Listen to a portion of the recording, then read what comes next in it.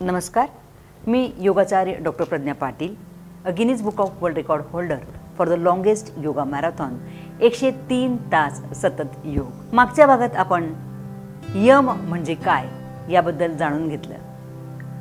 आज आपण नियम म्हणजे काय याबद्दल जाणून घेणार आहोत। नियम हे 5 घटकांनी बनलेले आहेत, ज्या पद्धतीने यम 5 घटकांनी बनलेले आहेत। संतोष, शौच, तप, स्वाध्याय आणि ईश्वर प्रणिधान हे 5 घटक मिळून नियम तयार झालेला आहे। या 5ही घटकांचं आचरण करणं म्हणजे नियमाचं पालन करणं।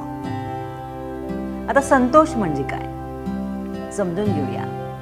संतोष ही मनाची अवस्था आहे। समाधानी मन म्हणजे संतोष। कारण की बऱ्याच गोष्टी, जवळजवळ सगळ्याच गोष्टी आयुष्यात मनाप्रमाणे होत असतात, मनामुळे होत असतात। तर हे मन कंट्रोलमध्ये ठेवणं अतिशय महत्त्वाचं आहे आणि पतंजली ऋषींनी मनावरही खूप फोकस केलेला आहे, मनाचाही खूप गाढा अभ्यास केलेला आहे। जगात एकमेव असं शास्त्र आहे योगशास्त्र की ज्यात शारीरिक विकास आणि मानसिक विकास दोघींची सांगड घातली गेलेली आहे। आणि म्हणूनच दुसऱ्या पायरीवर मनाचा विचार केला गेलेला आहे, तो संतोषच्या माध्यमातून। तर समाधानी मन ठेवणं यासाठी पहिल्या पायरीचं आचरण सुद्धा तेवढंच महत्त्वाचं आहे। पहिल्या पायरीचं आचरण जर तुम्ही करत असाल तर दुसरी पायरी तुम्ही सहज करू शकता, म्हणजे मनाची ती वृत्ती आपोआप येऊ शकते। नंतर येतं शौच। शौच म्हणजे स्वच्छता।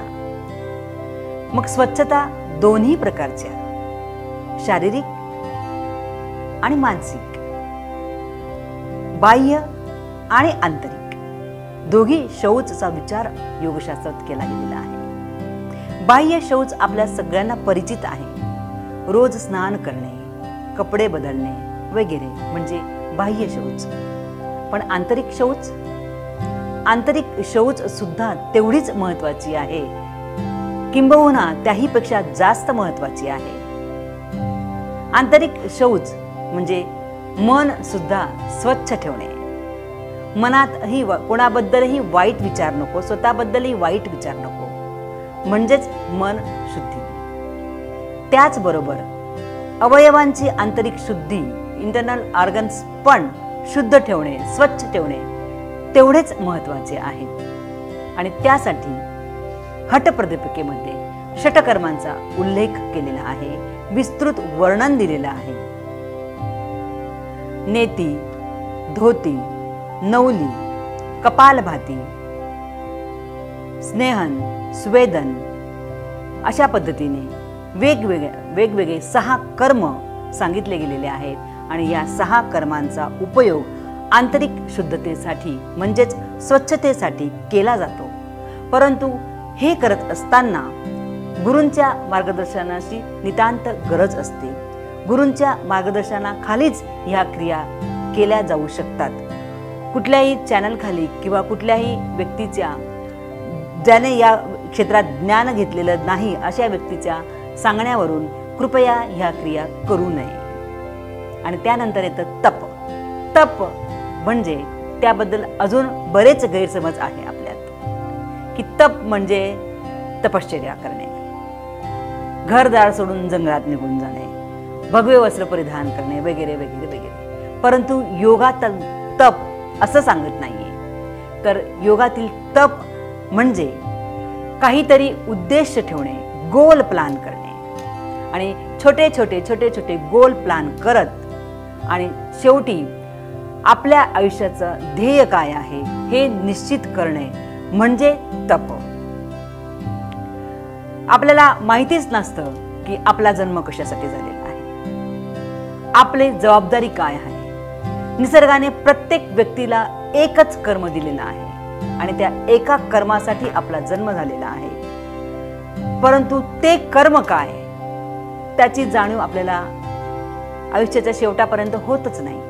जन्माला येणं आणि निघून जाणं म्हणजे जीवन जगणं नव्हे, तर जन्माला आल्यानंतर आपल्या कर्माची जाणीव होऊन कर्मपूर्ती करणे म्हणजे जीवन जगणे होय. समाधीपर्यंत पोहोचणे, समाधी अवस्था आहे त्यापर्यंत पोहोचणे म्हणजेच जीवन जगणे आहे. तर ह्याची सुरुवात कुठेतरी योगाच्या दुसऱ्या पायरीवर म्हणजे नियमातील तपमधून होऊ शकते. आपली काहीतरी नैतिक जबाबदारी आहे. मनुष्य हा एकमेव प्राणी आहे आणि जो भगवंताचा अतिशय लाडका प्राणी आहे, ज्याला भगवंताने मनही दिलेलं आहे आणि प्रगल्भ बुद्धिमत्ताही दिलेली आहे. मन दिलेलं आहे निसर्गावर प्रेम करण्यासाठी, निसर्गाचं संगोपन करण्यासाठी, आणि बुद्धी दिलेली आहे त्याचं पालन पोषण कशा पद्धतीने करायचं याचा विचार करण्यासाठी. परंतु मनुष्य हे विसरलेला आहे की आपण या निसर्गाचं केअरटेकर आहोत. तो स्वतःलाच भगवंत समजायला लागलेला आहे आणि निसर्ग नियमांचं उल्लंघन करायला सुरुवात केलेली आहे. खरं पाहायला गेलं तर निसर्ग नियमांचं पालन करण्याची नैतिक जबाबदारी ही आहे मनुष्य प्राण्याची. आणि म्हणूनच वेगवेगळ्या संकटांना आपल्याला सामोरं जावं लागतं आहे. नैसर्गिक आपत्तींना आपल्याला सामोरं जावं लागतं आहोत. त्याला कुठेतरी आपण स्वतः जबाबदार आहोत ह्याचं आपल्याला जाणीवच नाही. आणि ही जाणीव जर करून घ्यायची असेल तर त्यासाठी योग करणं क्रमप्राप्त आहे. कारण योग हे क्रियाशास्त्र आहे, कृतीचं शास्त्र आहे. केल्याने जाणीव होते आणि जाणीवेचं शास्त्र आहे. आणि त्यानंतर येतं स्वाध्याय, स्व अध्याय. स्वबद्दलचा अध्याय म्हणजे अभ्यास करणे, स्वतःबद्दल जाणीव करून घेणे. मी कोण आहे, माझा जन्म कशासाठी झालेला आहे याची जाणीव होणे म्हणजे स्वाध्याय. आणि त्यानंतर येतं ईश्वर प्रणिधान. ईश्वर प्रणिधान म्हणजे ही जी काही सत्ता आहे, हे जे काही जग आहे, जे चालतं आहे, त्याला चालवण्यासाठी जी काही शक्ती आहे त्या शक्तीला नमन करणे, त्या शक्तीबद्दल कृतज्ञतेचा भाव ठेवणे म्हणजे ईश्वर प्रणिधान. आणि कुठेतरी आपण हे विसरत चाललेलो आहोत. परंतु ह्याची जाणीव करून घेण्यासाठी योगशास्त्र हे एकमेव शास्त्र आहे की जे याची जाणीव करून देते. आणि म्हणूनच योगाभ्यास करणं फार महत्त्वाचं आहे.